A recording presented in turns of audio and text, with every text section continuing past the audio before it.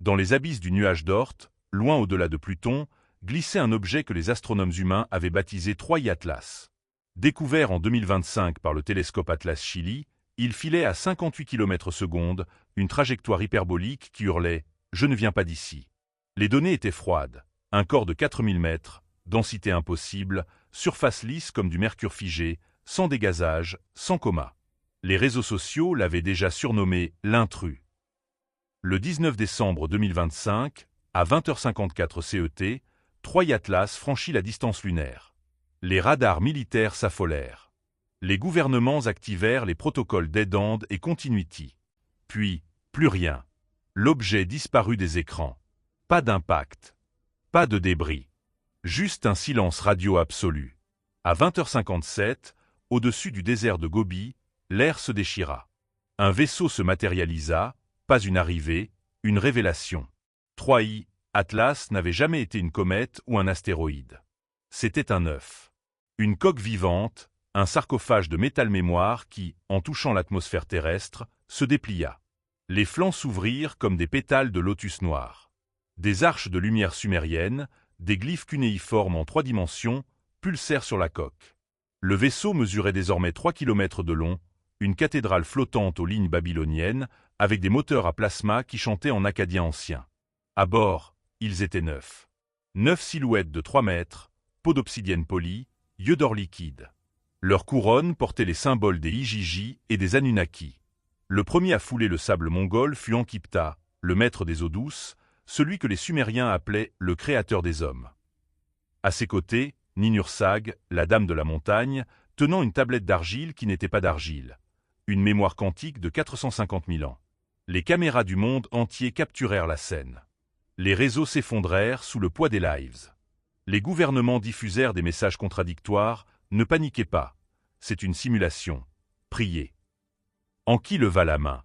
Le sable se souleva en spirale, formant une ziggurat miniature. Sa voix résonna dans toutes les langues humaines à la fois, sans traduction. Nous sommes revenus. Il y a 450 000 cycles, nous vous avons semé. Il y a 13 000 cycles, nous vous avons quitté. Aujourd'hui, nous jugeons la moisson. Il n'y eut ni invasion ni guerre. Juste un tribunal cosmique. Les Anunnaki projetèrent dans le ciel une carte des âmes. Chaque humain apparut comme une étincelle. Les crimes, les générosités, les mensonges, les vérités. Les algorithmes humains s'effondrèrent face à cette transparence absolue.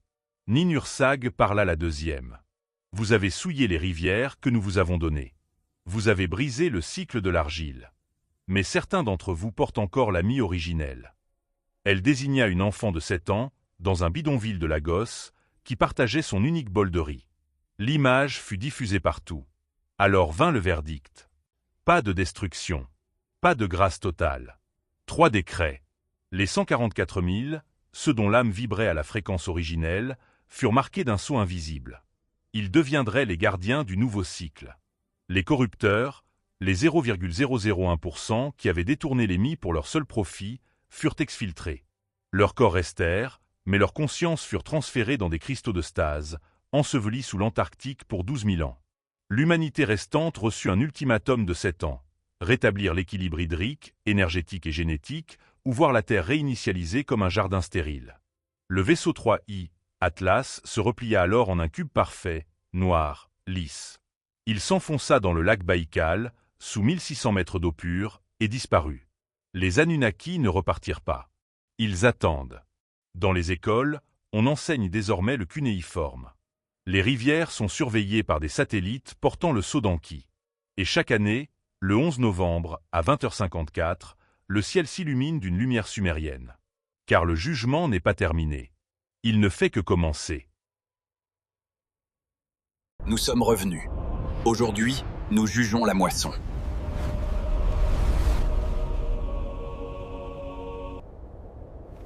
Pourquoi ne comprenez-vous pas le danger qui nous guette tous ?